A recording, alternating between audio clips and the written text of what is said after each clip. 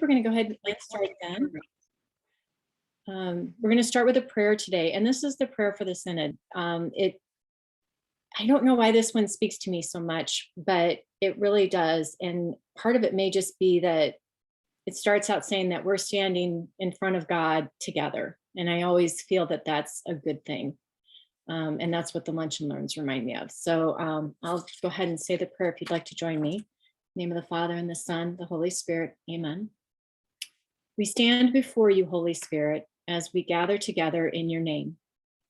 With you alone to guide us, make yourself at home in our hearts. Teach us the way we must go and how we are to pursue it. We are weak and sinful. Do not let us promote disorder. Do not let ignorance lead us down the wrong path, nor partiality influence our actions.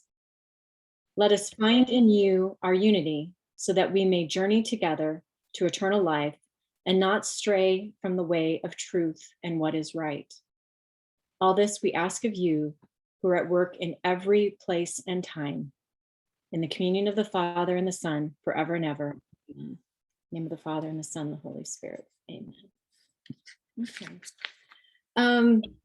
Our topic today is young adults and Catholic social teaching.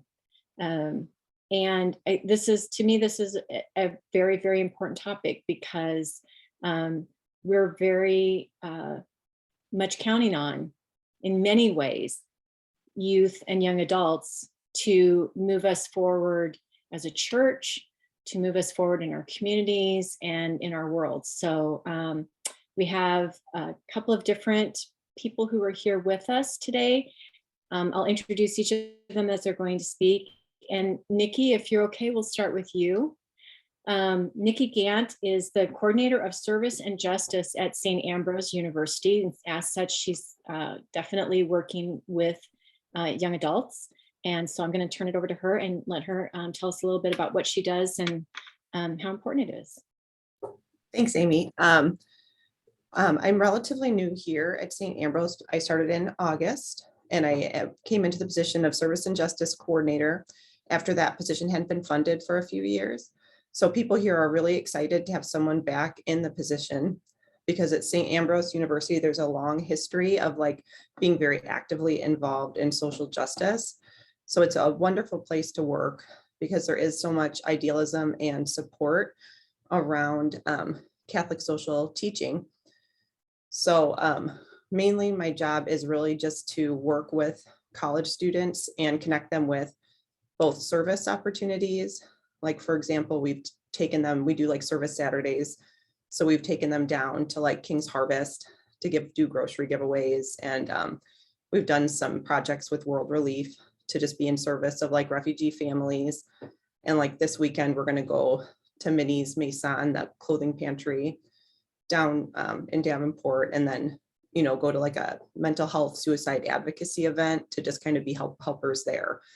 So, and in addition to that, I'm also, part of my job is to, educate the students, not educate, the teachers do that, but to create opportunities for them to kind of live the Catholic social teachings and build connections in the community. So we've brought in speakers from World Relief to try to get more student engagement with the refugees, crisis, here locally. And then with an organization called Grays Matter Collective that's doing mental health advocacy that started at Augie and makes a good connection with the college students. So, and then there's a club of students on campus called the Ambrosians for Peace and Justice. And I'm just the advisor for them. And so there are a lot of the students that I'm working with are through Ambrosians for Peace and Justice. And then there's another group here that's trained through Tammy Norcross Reisler, but here through campus ministry that are peer campus ministers. So they do, a lot of the faith stuff here on campus and get involved too with the service and justice. So yeah, I don't know what else to say. The students here, are busy. There's some challenges to it. There is a lot of passion for social justice here on campus and interest. And there's a lot of just really busy schedules to work with. But And there's a lot of issues still, from COVID with students having their own, problems. We notice here on campus, like, for example, in the month of October, when we were planning for APJ as Ambrosians for Peace and Justice, a lot shorter. So for APJs, and I brought a list of about like 25 different things going on. How there's those lists online of like, it's domestic violence awareness, it's the month of life, and they all like zeroed in on the mental health because, they see it experiencing themselves, see it in the students all around. You see that our campus has been impacted. So one of the challenges and is to be in ministry for the students, but also, help them find like purpose in their pain, like in thinking beyond themselves, which really neatly, actually, because it was last month that we did the mental health advocacy event. And then this month we're focusing on the juvenile justice system because of what's going on here in Davenport with that new juvenile detention center being proposed to be built. And then it was a nice transition because you can see how it shifted the focus from our peers who may be suffering and can relate with empathy to mental health to those who have far greater, problems and you can see that those fires are lit. So I don't know what we're going to do for the advocacy portion of that, but just this month we're working on that, and we're going to see if we can get involved a little bit downtown with some of these, actions that are being put on through like Quad City Interfaith and Davenport Witness and Bearing Witness and just some of these other organizations. So I'm not sure like what else to really say, but those are the main things going on here, except for there's also a big push towards like sustainability. And there's a big committee here that's working on making St. Ambrose more, green and things. And there's just a ton of energy and like students, faculty and staff, everybody's just so creatively getting involved in that. And there's like a fest next week with a lot of community organizations coming in to try to like get more ideas and build connections for the students and ideas for them for the future and things like that. So is there any other like focus you wanted me to talk about of? No, I think that's a good information to have, especially hearing that the kids are obviously looking towards their peers, looking immediately around them and noting that there's need there, but then in addition, they're willing to move beyond that. And I love to hear that they're getting involved in the advocacy aspect. So, but yeah, if you're able to stay on, we'll see if anybody else has questions during the additional, the open time that we have. But I do want to play a video. Allison Lauer is a student at St. Ambrose, and she's been working really closely with both Nikki at St. Ambrose and with Kent Ferris, who's the director of social action for the diocese. She is our current Catholic Campaign for Human Development intern. We have been very, very fortunate that for several years we've been able to apply for funding for an intern each year. And many times the interns work with one of the CCHD funded organizations within the diocese, like the Center for Worker Justice in Iowa City or Quad City Interfaith. But this year, Allie is working between both St. Ambrose and the Social Action Office and trying to, I believe, build a stronger connection there so that we can, at the diocesan level, we can serve as a greater resource for Nikki and for the students. And Allie, like most college students, is very, very busy, so she wasn't able to be here. Her schedule didn't allow with classes. So she did record a video, and I'm going to go ahead and share my screen and play that video for you all. So share screen. Okay. And if for any reason this doesn't play, please wave at me so I know. Hi, my name is Allie Lauer, and I'm a junior here at St. Ambrose University. I'm also the CCHD intern for the Davenport Diocese and the Social Justice Office here at St. Ambrose. I just wanted to share what compels me to do the work I'm doing as a CCHD intern. And I've always had a burning passion for helping people and letting others lean on me and give them a helping hand whenever I can. I've always shown a lot of compassion towards others, and I actually am a social work and psychology major, and I want to go right into the field of helping the oppressed and marginalized. And I think that this internship will really help me get a groundbreaking good ground start on where I'm feeling called and how I can serve those populations and to the best of my ability. I think that it's also important to love one another and treat all people equally and fairly. So obviously that goes along with the Catholic social teaching of dignity, life and dignity of the human person, and just valuing them for being a person and their uniqueness and likeness created by God. And then just to serve them in a capacity that they feel empowered to have resources or whatever they need to get them on their feet. Another thing that I hear from college students is in the social work program, I have a lot of students who are wanting to fight for the same causes. And I have a lot of friends who go to church here at St. Ambrose with me and are involved in our campus ministry or our Ambrosians for Peace and Justice group. And we are very passionate about having a goal for each month in APJ. And we've focused on mental health, we've focused on racism, we've focused on refugees, and just the way we're called to serve, whether that be volunteering, bringing in guest speakers to educate ourselves. And I know that there's a lot of students here on campus who are willing to contribute and willing and wanting to work towards justice for all.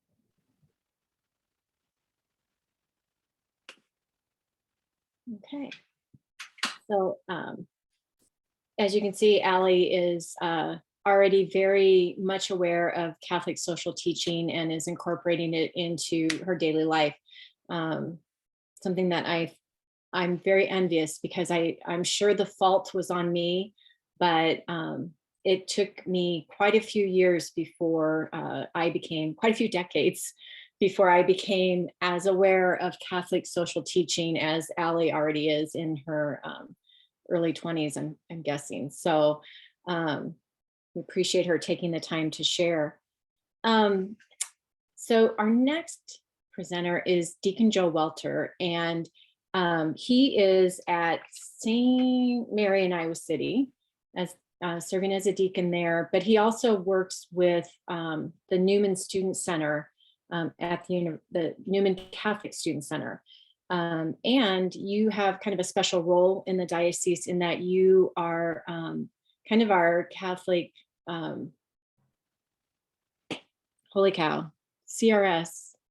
Yep, Catholic Relief Services. Thank you. Oh my gosh, I just totally dropped that name. Kind of our advocate and coordinator, but I'll let you tell more about that. And so I'm going to turn it over to you. So as many of you might know, and some of you might not, so when a deacon is ordained, and as they're serving out in their diaconal ministry, there is a couple of facets to their assignment from the bishop. So as Amy mentioned, I'm assigned from a parish standpoint to St. Mary of the Visitation in Iowa City and the Newman Catholic Student Center.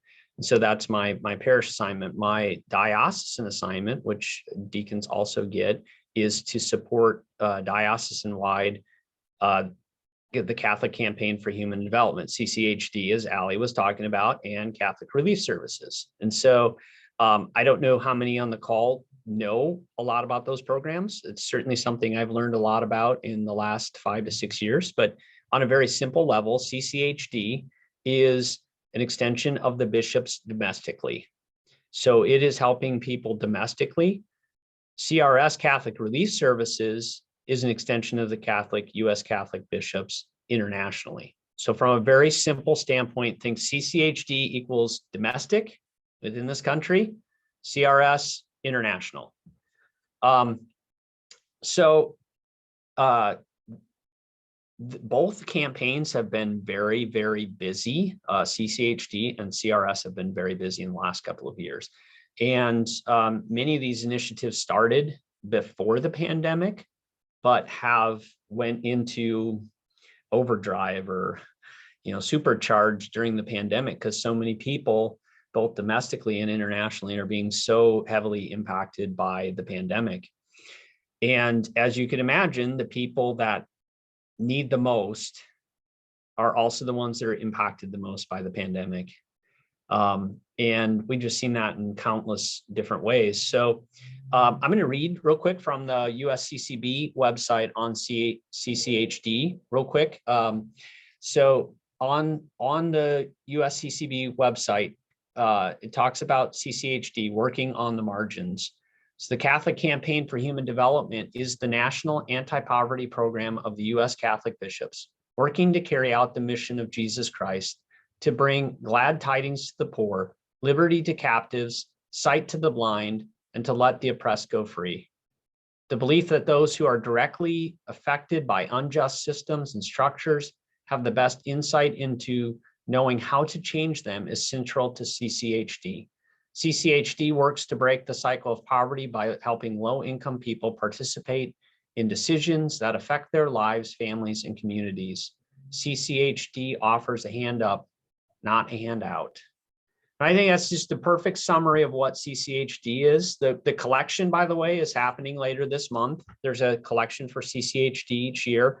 25% of the money that's collected for the CCHD collection, as well as 25% of what's collected during the Rice Bowl collection for CRS in the winter spring, is kept inside of the diocese.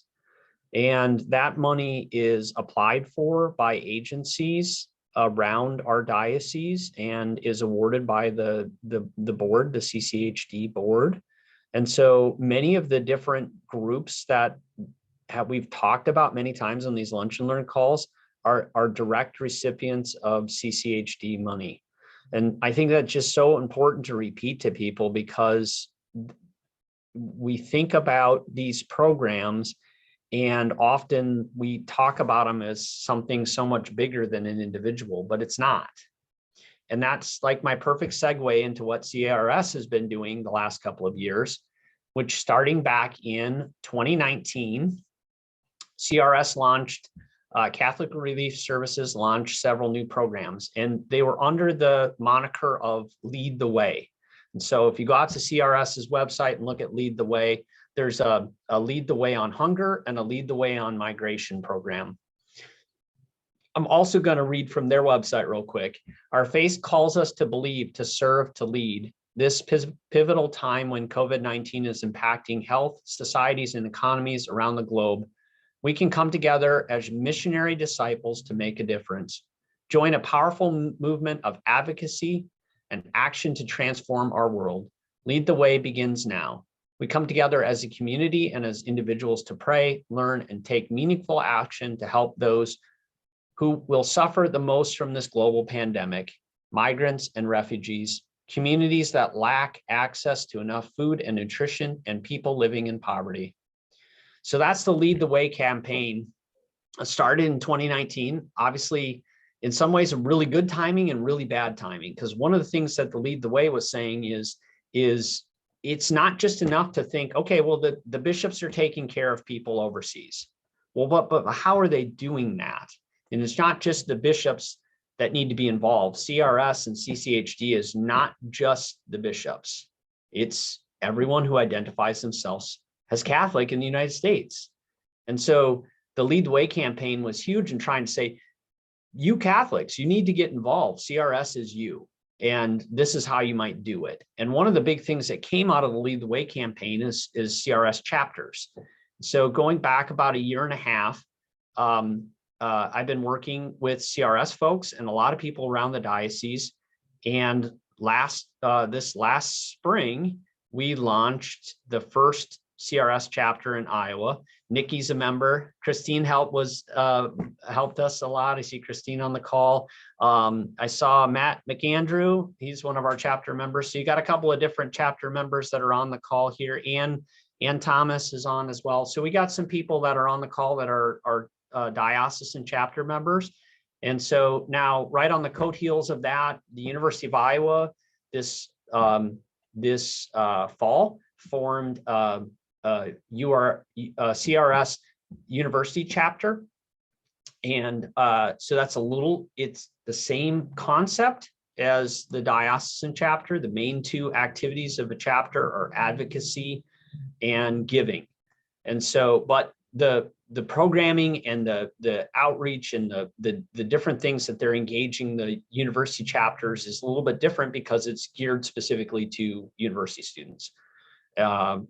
We're hopeful that St. Ambrose University is going to eventually get a chapter as well. And really trying. I believe that next fall we can get it going. It's been a challenge but I'm really trying. So pray for that. Yep. So we're hoping that that's the case. And then the Diocese of Des Moines now is working on forming a chapter. So I'm hopeful within the near future that we'll have 4 CRS chapters in Iowa. And what that really does is that spreads out our geography. And so especially with the advocacy, we're supposed to meet with our elected officials, most especially our U.S. House of Representatives and our senators. And so when the diocese and the different groups overlap on the geographical boundaries of our elected officials, when we go and meet with those elected officials, their staff people, we're supposed to all be involved in those meetings. And what we're advocating for with CRS chapters is to have government resources be increased for programs that CRS does. And so so not that the funding is going directly to CRS, we're advocating for the money that the US government already allocates for international relief and hunger to be increased.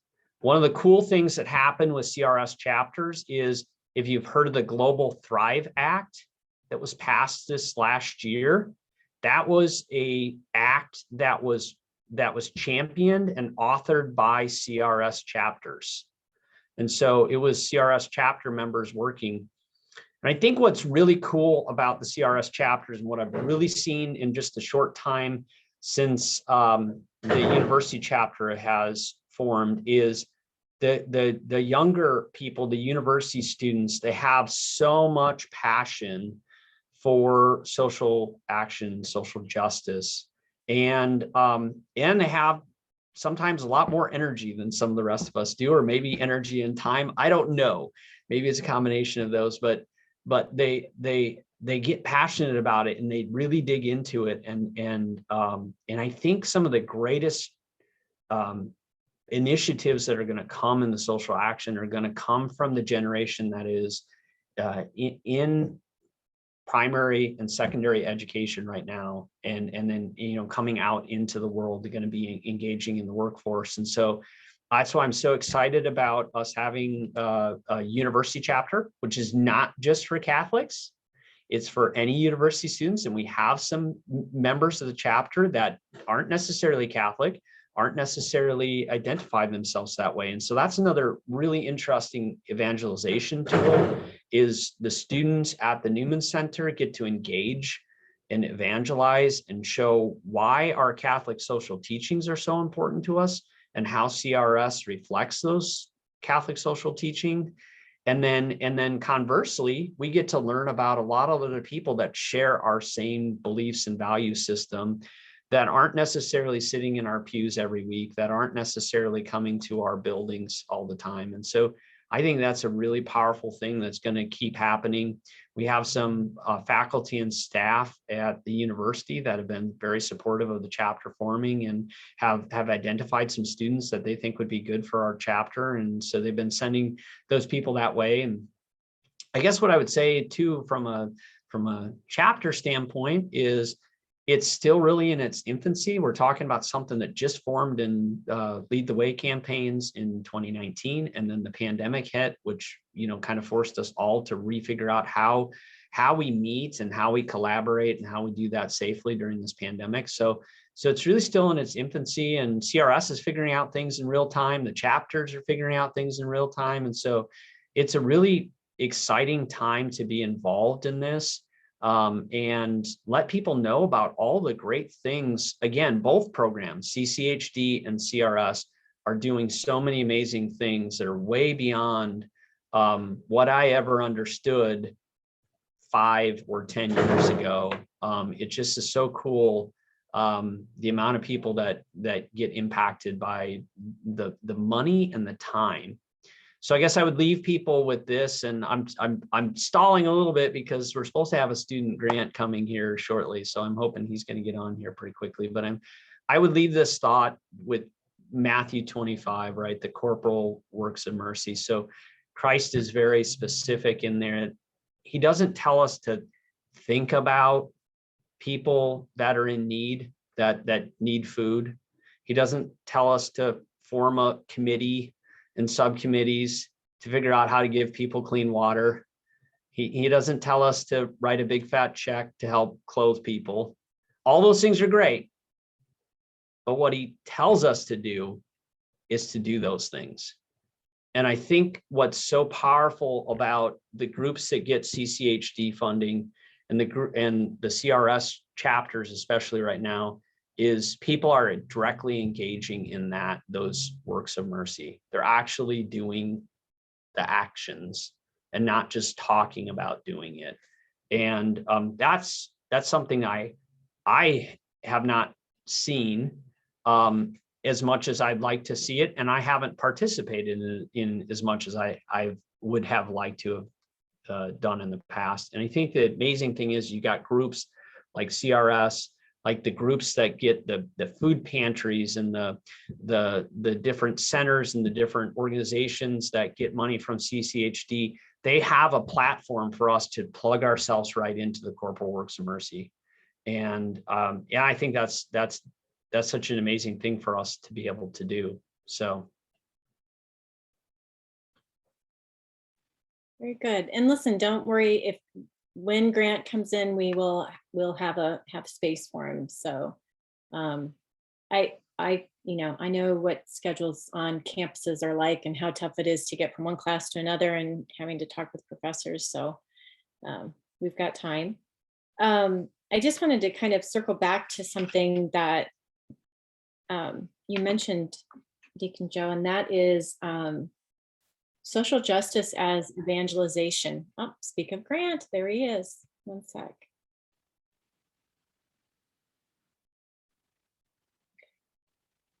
Well, while Grant is connecting and getting set, it's something that's very intriguing to me because, as I said, I came to understand Catholic social teaching much later in my life. And for me personally, it made a very profound impact on my faith life. And I wonder how you feel, or Nikki, if you want to jump in on this, how you feel. I see the Catholic social teaching that the young adults are doing as so important for people around the world, in our nation and around the world. But I also see it as important for our church, the Catholic Church, because I believe it is a means of drawing people in, young people who have enthusiasm for it, as well as when you're out and about and doing the advocacy and doing the works of charity, you're showing people what the Catholic Church is about. So how do you guys feel about that? And what do you see in your work with young adults? And I see Deacon Joe is muted, and I unmuted myself. So I guess I'm sure he has a lot to speak about that as well. But since we have a lot going on here in campus ministry, like mass opportunities for the students and fellowship and training, but since my role is uniquely to plan the service and justice, sometimes you'll have students show up who aren't even like Christian because it appeals to them. to, do a service project. And so one student in particular, he's a Buddhist, and he's came here as a refugee, as a young boy. And we had really nice discussions, like an inclusive discussion, kind of hearing of his faith tradition and mine. So I feel like bridges like that can be built through social justice. I mean, he doesn't have any plans to convert, but at least he's being welcomed and treated lovingly, and we're building those relationships through social justice. So I think there are a lot of opportunities for that. I'd love to see more of that, here on campus. We're trying to work a lot with diversity, equity, and inclusion to just kind of build bridges across campus. And our students are really trying. Allie is really good. Allie is amazing. She's a wonderful student to be working with. She just goes to clubs. She talks to everybody, tries to get everybody invited to our events. She's very bold like that. And I consider that to be evangelical, because she is, welcoming and including in our events, and which are rooted in the Catholic social justice teachings. So. Well, Remind me, Ann, Amy, was it last month that Patrick talked about the connection between evangelization and social action? Was it last month's Lunch and Learn? And Patrick's a much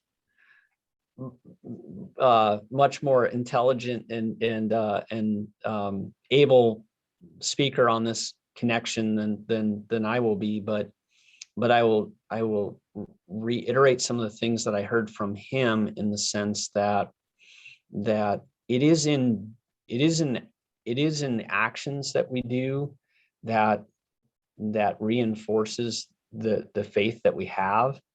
And so, as many people probably have learned as parents or as catechists, if you ever had that opportunity, you can think you know what you know, but until you have to articulate it and show it and demonstrate it and live it out and tell somebody else about what your faith is, I'm not really sure you know it.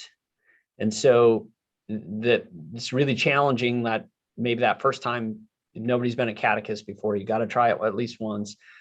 Explain to a kindergartner or first grader or second grader some, big theological topic in simple terms that they can understand, and then really owning it yourself. It's an amazing thing. So I think doing social action is a way to remind ourselves not only what we believe, but also this is what we're supposed to do. I guess I go back to Matthew 25.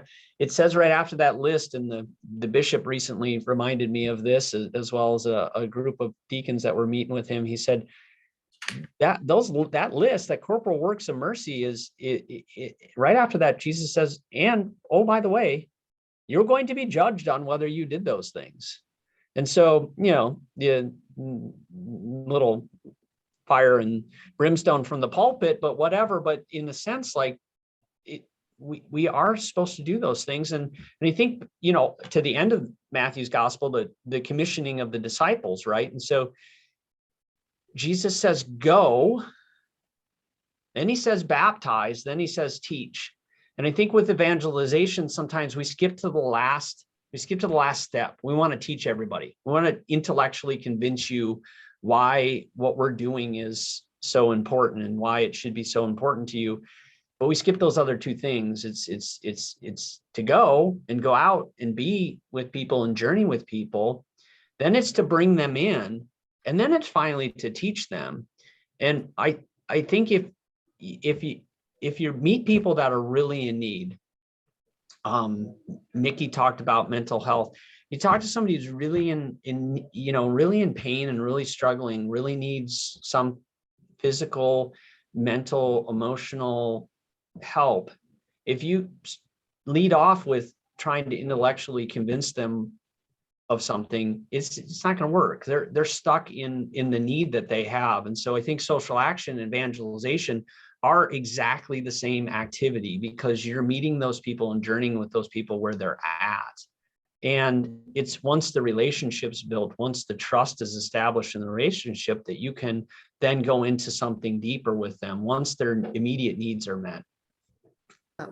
Deacon Joe just like, amen. And can I give an example of exactly what you're saying that happened here on campus? And it was like, okay, so a student came here because a professor got to know her that she was hungry, like she had no food. And we have a food pantry down here. It was a long story about how she had thought she was going to go to a different college, but then her funding fell through and then she quit her job and now she doesn't even have a job. So she was relying on her roommate to pay the rent and she just didn't want to ask for even food. So she hadn't eaten in like days. So in any case, she came down here. She was treated with love by our department. She was fed. It just meant so much to her. She was so deeply touched.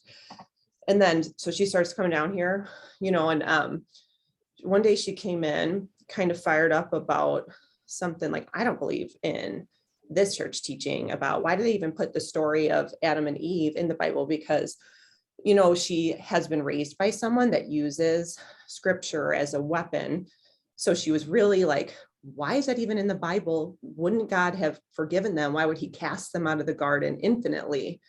And, she had some valid points. So I just kind of listened and I thought, really need Father Ross to come in here. And he's brilliant. I don't know if you guys have met him yet, but so he came into my office and listened to her, but he has the intellectual gifts of being able to respond very eloquently. And her heart just melted. Before you knew it, she's like, I feel so good. Will you take a picture with me? Like, she's like, this just made my day. And he just answered her questions of her heart and like made her feel so much better about the church and why that story is in there and made her feel so good that, and then before you know it, the next weekend, she came with us to King's Harvest and was like giving out food to other people. So then, and she's been on some retreats and stuff. So again, she's not Catholic. She still has like a side to her that's skeptical about organized religion, but she has good feelings. And then another thing that happened, okay, so this is just such a wonderful place, St. Ambrose, and it has been long before I came here. But during homecoming weekend, a man came down here just, I used to work here, just kind of reminiscing on his way to the inauguration. He said, I'm here with my husband. And, so we wound up getting a conversation about, what was that like for you to be here in campus ministry as a gay man? And I said, what was that? He goes, I came out here, and was talking about how he was received with love. And now I don't go to the Catholic Church, but I have no horror stories of how I was treated or marginalized within the church. I was treated with love and compassion here. So he still has a good relationship with the church, even though he's not in the church. And it was actually, we had a teary moment, and his reminiscence of the way he had been treated within the church is, I think, a lot better than a lot of people who are in his situation. So, maybe some people would see that differently than I did, but I was touched that he still felt good about the church, even though he disagrees with the church.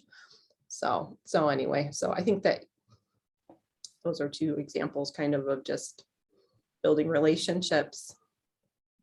While it wouldn't be an appropriate time to do church teachings because you're going to drive people away, it's more just keep that open door, keep that loving interaction, and just meet people where they're at and walk with them, kind of a thing.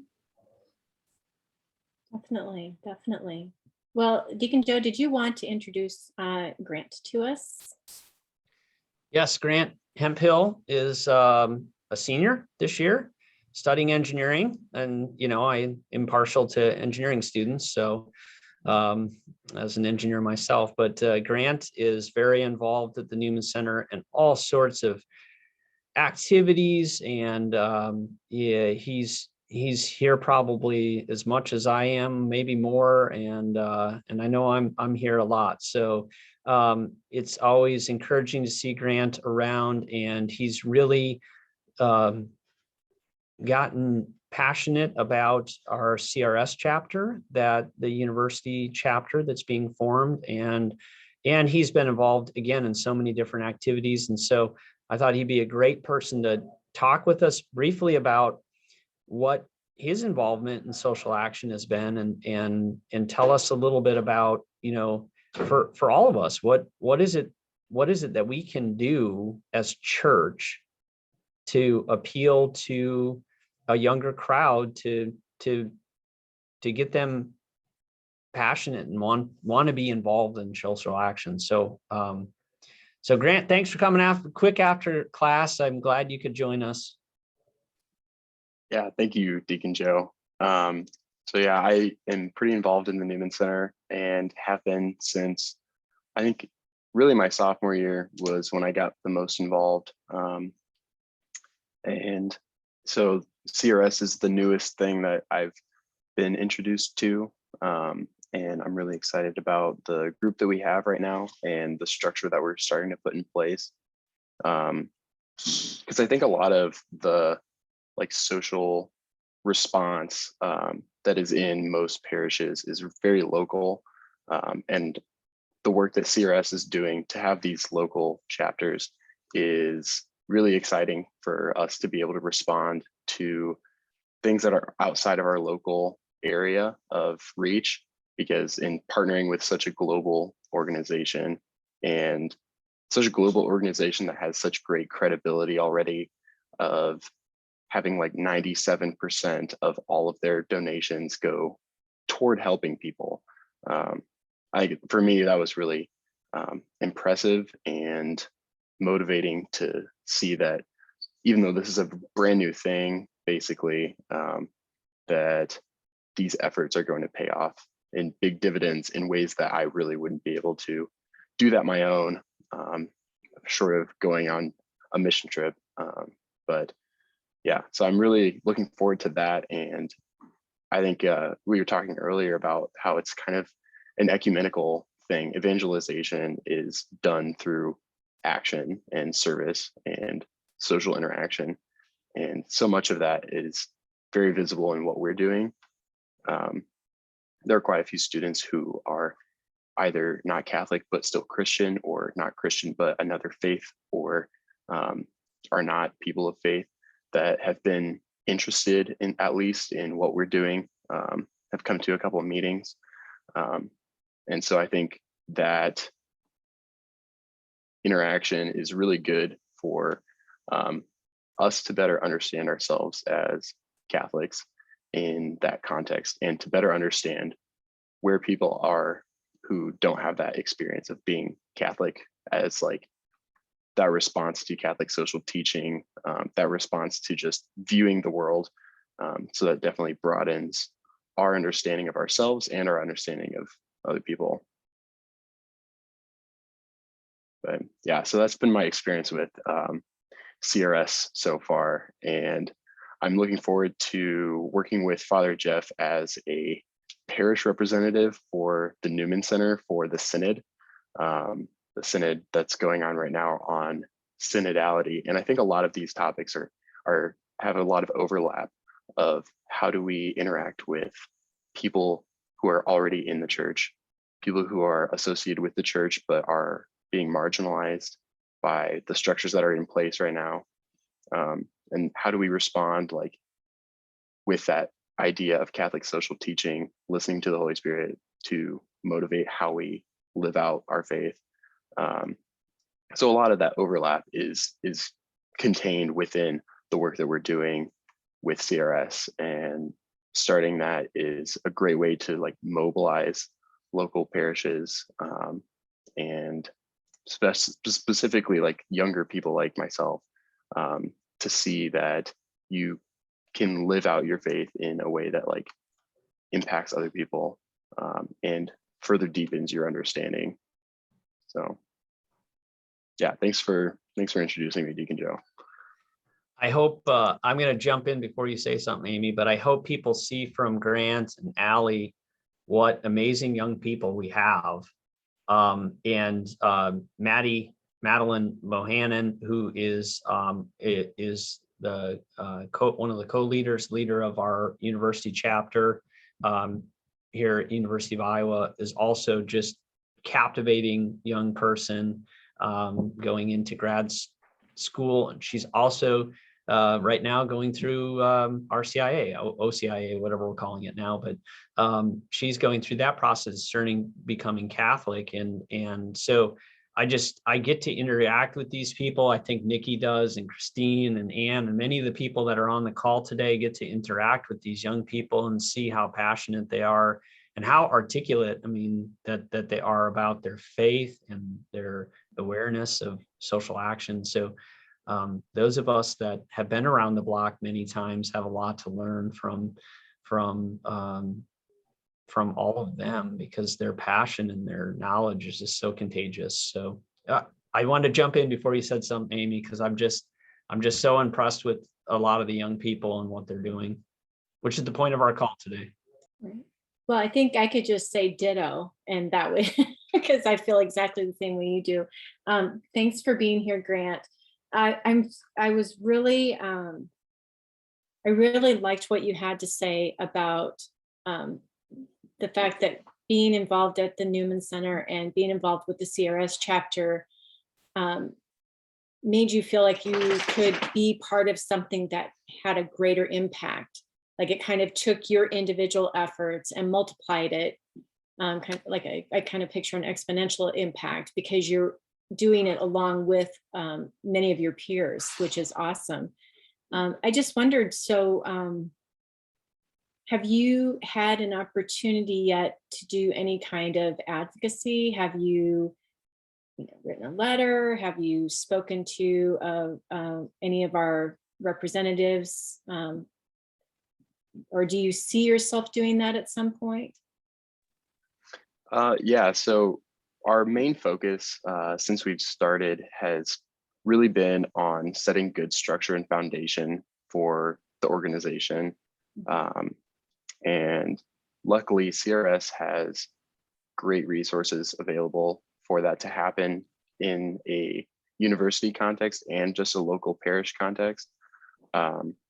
So there's a monthly action plan that has very, very clear list of how to do some of those things and who to contact, what is important. And that's been really, really exciting to be able to like see those chances to come up. And right now we're doing a fundraiser that is focused on advocacy. There's a lot of partnering of those two, because what is fundraising without purpose? And purpose is an example of a way that we can incorporate advocacy into the work that we do. So right now we have a Thanks for Giving, November Thanksgiving themed fundraiser going on at the Newman Center. And I'm sure that Deacon Joe would be able to provide you guys with some more information with that. But I think we're going to look into some of the ARPA funding and talking with like, especially local governments, as local governments receive funding, as they're trying to distribute that. I think we're going to try to look into the best ways that those funds would be distributed, and talking with sharing our voice with the local governments especially would be a great opportunity for that. Terrific. So advocacy actions can be on the monthly action sheets like Grant is talking about, can be something like writing a letter to an editor. It could be getting onto a congressperson's website and sending them a note. And so the fall activities have been kind of twofold with the advocacy, is both about the congressional budget, and it's also then about some particular issues that migrants and refugees are facing right now. So yeah, so the Newman Center has a match on right now. So fundraising matches, yay. So up to $2,500 from a single contributor will be matched. So if you would like to know about that event, you can get a hold of many different people. If I'm easy to get a hold of, that's great. I send you on the information for that.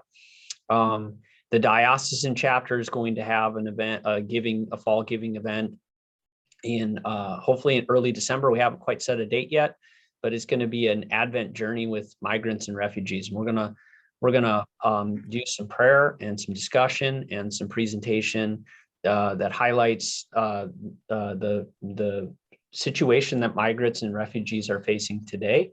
But we're going to do that in light of the Holy Family and their experience in journeying to Bethlehem and then fleeing and staying in Egypt and then coming back to Nazareth, their experience as migrants and refugees. And so that's coming in December. And so early December Advent. So two different giving events for the two different chapters going on right now. And so if you want more information about that, get a hold of me and I can point you in the right direction.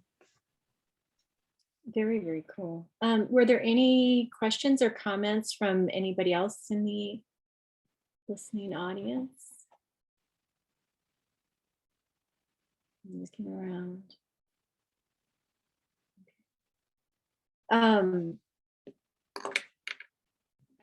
Grant, one of the other statements that you made was that evangelization is done through service and action. And I think that's something that both Deacon Joe and Nikki have also been pointing out, is that, I know as a diocese that we're really looking at evangelization and what is our role in that. I think for some people it's a nice option. It's a comfortable option to evangelize through that service and advocacy to do that.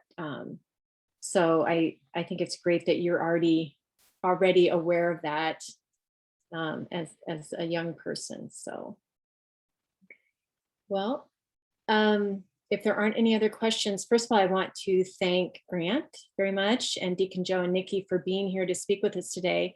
And then I just wanted to let you know that currently the bishop is in Texas near the border with a group of deacon candidates, and also Barb Arlen Fye, who's the editor of the Catholic Messenger. And they're kind of doing like a service and learning trip. And so our lunch and learn in December, we're going to invite the participants from that group to have an opportunity to come and just kind of share what they've experienced, what they saw, what they felt. I know that we see a lot in the news about the what's happening at the border and the plight of the immigrants there, but sometimes I think it's good to have the firsthand perspective of someone who's been there and who has been there viewing things through a Catholic social teaching lens. So be watching your emails and we'll get that information out to you for next month. Amy, just wanted to say they will be celebrating Mass, the cross-border Mass with the two bishops, and that'll be live streamed at, I believe, either 10 or 11. If you go on the diocesan Facebook page, all the links are right there. I don't want to tell you the wrong time because one was Mountain Time and one was our time, and I don't want to mess up there, but they're doing well and got some good pictures from there too. So if you go on the diocesan Facebook page and check that out, all that information is there if you want to participate and pray the Mass with them on Saturday. Marianne, thank you so much because you reminded me that I had that email pulled up. So I just put the information about the Mass in the chat, and it's going to be live streamed on I believe it's, Diocese of El Paso, it'll be their Facebook page, but that information is in the chat right now. And it looks like the Mass is at 11 Central Standard Time. So thanks, Marianne, I appreciate it. I would have totally forgotten to put that up. You're welcome. All right. Well, thank you everybody for joining us this week. We so appreciate it. And I hope that you all have a wonderful Thanksgiving this month and hope to see you in December. So thanks much.